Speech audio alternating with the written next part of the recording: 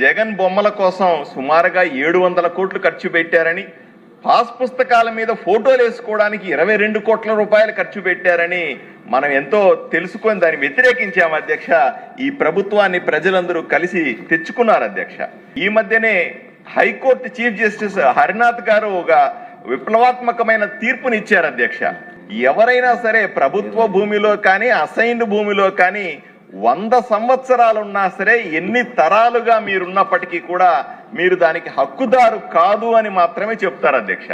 అంటే అసైన్డ్ భూమి ఎవరికి ఇచ్చారో వాళ్ళు అనుభవించడానికి, వాళ్ళ జీవనోపాధిని జరుపుకోవడానికి మాత్రమే దాన్ని ఉపయోగించవచ్చు తప్ప దాన్ని ఏ విధంగా కూడా వాణిజ్యపరంగా ఉపయోగించడం కానీ లేదా ఎవరికైనా సరే మనం అమ్మేయడం సాధ్యం కాదు అని స్పష్టంగా తీర్పులు ఉన్నాయి అధ్యక్ష. ఇప్పుడు నేను కూడా మా ఆదోని నియోజకవర్గంలో చూస్తాను అధ్యక్ష.